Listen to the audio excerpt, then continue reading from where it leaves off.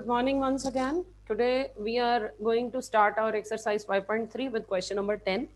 Till ninth question we have done the exercise, and in your 10th question you are given AN. 10th question has two parts. First one I am doing, second you will do yourself. You are given that AN is equal to 3 plus 4N, right?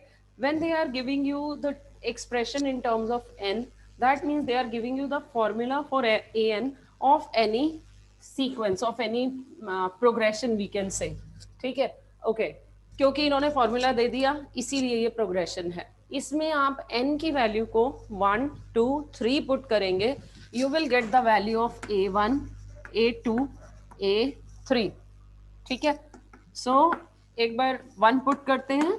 3 plus 4 multiply 1, 4 plus 3 is 7 because 4 1 जा 4 plus 3 board मास के according पहले multiply फिर add. Second term will be 3 plus 4 multiply 2, that is 3 plus 8, this is 11. Third term is 3 plus 4 multiply 3, that is equal to 3 plus 12, this is 15. ठीक है, okay. अब आपका question क्या है? They are saying if an is this, we have to find out the value of a1 a2 a3 and then we have to check whether this is AP or not. ठीक है, आपने check करना है कि ये जो terms आ रही हैं ये AP की टर्म्स हैं या नहीं है.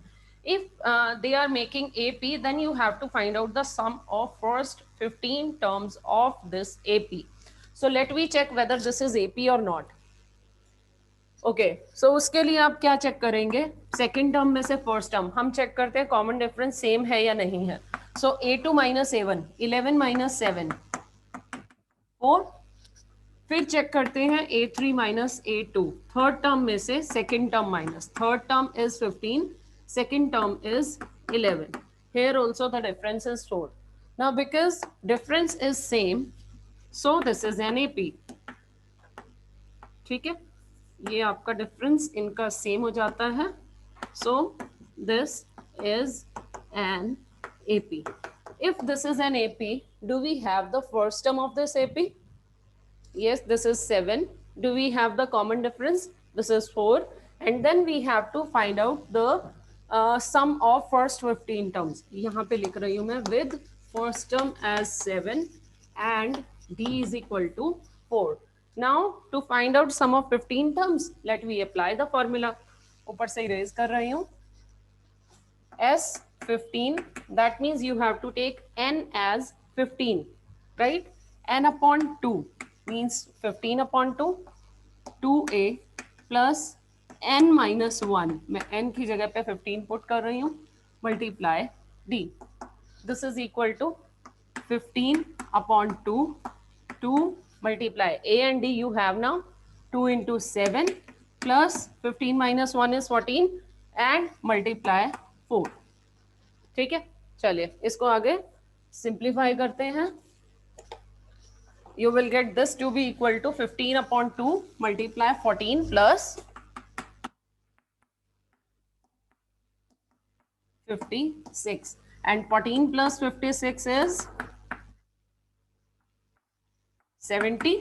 इसको आपने कैंसिल किया, you are getting 35 and 35 multiply 15 will be 525. So sum of first 15 terms of this AP whose formula for nth term is given to us is 525. This was the first part of 10th question. Similarly, we have to do the second part also, that you will do yourself. So let me start with the 11th question. Your 11th question now is if the sum of first n terms of an AP. This is 11th question. Sum of sum of n terms of an AP is 4n minus n square. ठीक है, आपके पास sum of n terms का formula है. In our previous question we were given the formula for an, nth term का. ये है Sn का, मतलब sum of n terms का. अगर मैं इसमें n को 1 पुट करती हूँ, सपोज मेरे पास ये फर्स्ट टर्म है, ये सेकेंड टर्म है, ये थर्ड टर्म है. अगर मैं n को 1 पुट करती हूं then what will I get? अगर मैं इसमें मेरे पास S1 आ जाएगा. और S1 का मतलब क्या होता है? S2 का मतलब क्या होता है? सम ऑफ फर्स्ट टू टर्म्स हो गया S2. ठीक है. सम ऑफ वन टर्म का मतलब क्या है? S1. एग्जैक्टली, क्योंकि आपने किसी चीज को प्लस ही नहीं करना, तो आपकी S1 और A1 both will be same. ठीक है. अगर आप इसमें n को 1 पुट करते हो, whatsoever the value will come that will be A1 also. ठीक है. सो यहां पर हम क्या कर रहे हैं? We are putting n is equal to 1, right? If you put n is equal to 1, then the value of Sn will be 4 multiply 1. n की जगह पे आपने 1 पुट कर दिया, minus 1 square. Now it will be 4 1s are 4 minus 1 square is 1, that is 3. ठीक है. और यही हम कह रहे हैं that this is the first term, right? In this question, each and every line is the question whose answer you have to give. So first is, what is the sum of first two terms? First of all, they asked about first term. We have taken out the first term. Now they are asking what is the sum of first two terms. That means we have to find out the value of S2, right? How we will get the value of S2? Sn S2. That means you have to put n is equal to 2. So by this formula, you will write 4 multiply 2 minus 2 square. That means 4 2s are 8 minus 2 square 4. This is 4, right? Now, the next line is, what is the second term? This is the sum of two terms, A1 plus A2. Now we have to tell what is the second term. Can I say that A2 will be equal to S2 minus S1? ठीक है. Why? Because this A1 is S1 only. ठीक है. If I put this on one side, it will be shifted on the other side. So you will get A2 is equal to S2 minus S1, right? So यहाँ से A2 की value हम कैसे निकाल रहे हैं? This is S2 minus S1. S2 you have taken out, its value is 4, and S1 we have taken out 3. So our second term is 1, right? Then in the next line, similarly, find the third term. Similarly word they are using. Okay? Just like you have taken out the second term, similarly we have to find out its third term, right? Third term similarly means whatsoever we have observed from here, we will apply it over here. That means we will write A3 is equal to S3 minus S2. Whatsoever the number is given to us here, यहाँ पर भी आपने वही put करना है. उसमें से आपने उससे पहले वाली टर्म्स का सम माइनस कर देना है. You will get the third term. Look over here. I have A1, A2, A3, 3 terms हैं. इनमें से इन 3 टर्म्स के सम को मैं क्या बोलूंगी? S3. ठीक है.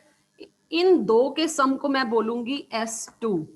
अगर मैं इन तीनों के सम में से इन 2 का सम माइनस करती हूं, what will I get?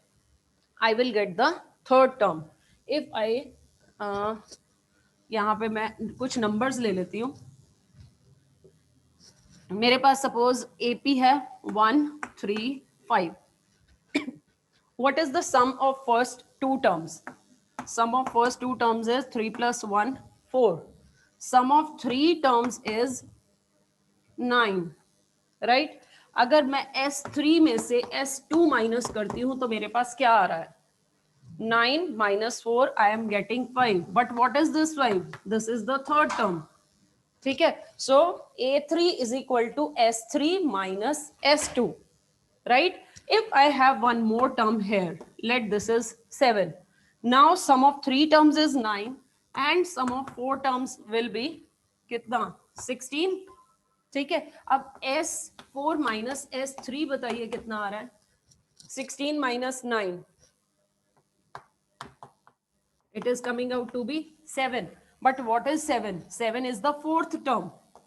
ठीक है, सो आपके पास क्या आया, A4 is equal to S4 minus S3, A3 यही निकाला है ना, A3 is equal to S3 minus S2.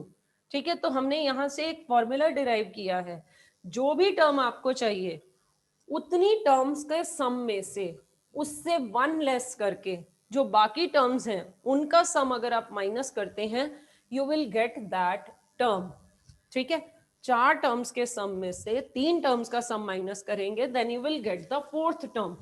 This is the formula I have applied.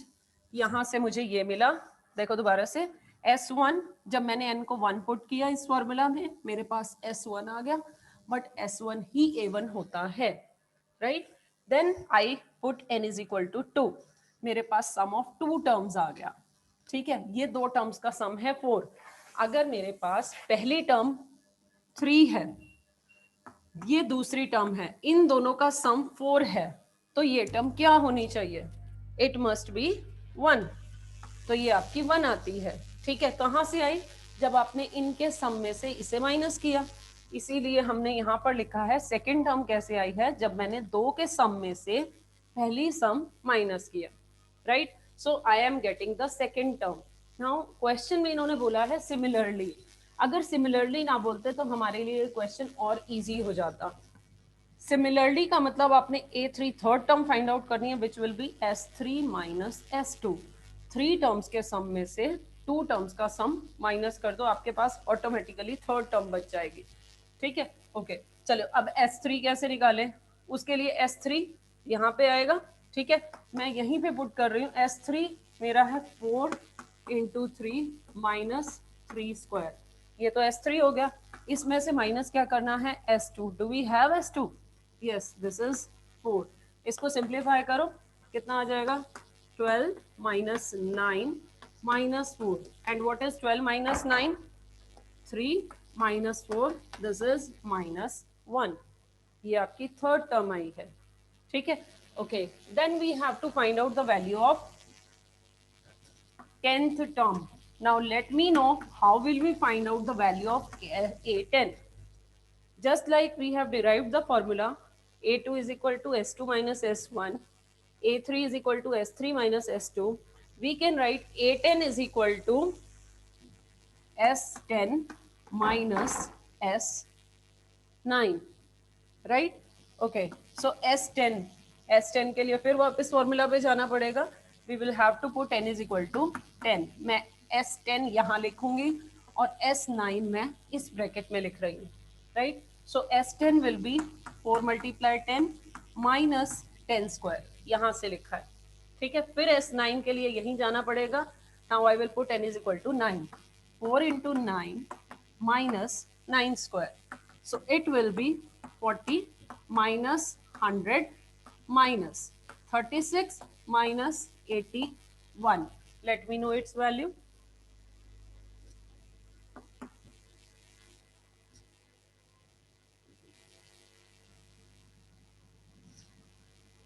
Minus 60 minus 36 minus 81 minus 36 will be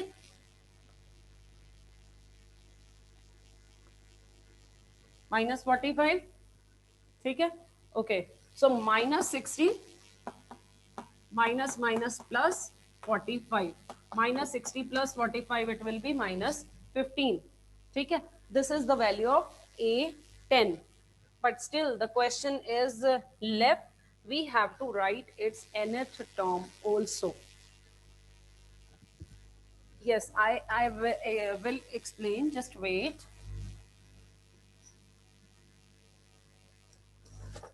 Now we have to write the nth term. For the nth term, we will again go to this formula. Sn में से sum of n minus 1 terms minus करना है. ठीक है, जितनी भी zone सी भी term आपने फाइंड आउट करनी है, उन टर्म्स के सम में से उसमें से 1 लेस कर दीजिए, उतनी टर्म्स का सम माइनस करना है, राइट. ओके, नाउ Sn के लिए we have the formula 4n minus n square. Minus S N minus one के लिए फिर से मुझे यहां जाना पड़ेगा. Wheresoever n is given, I will have to put n minus 1. I am erasing this. Minus S N minus one means 4. जहां भी n आ रहा है वहां आप n माइनस वन पुट करेंगे. Minus n minus one square. So this is equal to 4n minus n square minus, पहले अंदर bracket खोल लेते हैं, 4n माइनस 4 माइनस, अब n माइनस वन स्क्वायर आपको आइडेंटिटी अप्लाई करनी पड़ेगी, n square plus 1 minus 2n. ठीक है, बस इसको आपने सिंप्लीफाई करते जाना है. You will reach on your answer. 4n minus 4, because of this minus sign all the signs will get changed. Minus 1 plus 2n. ठीक है, चलो 4n minus n square minus 4n, चलो लिख देते हैं, plus 4 plus n square plus 1 minus 2n. अब आप सारी टर्म्स को कलेक्ट कर लो. 4n माइनस 4n ये आपका कैंसिल हो गया. Minus n square plus n square ये भी कैंसिल हो गया. 4 plus 1 is 5 minus 2n. This is the formula to calculate the nth term for this AP only, whose sum of n terms formula is given to you as 4n minus n square. ठीक है, अब यहाँ पे जो भी doubt हो आप अपनी वीडियो को रिपीट करके देख सकते हैं.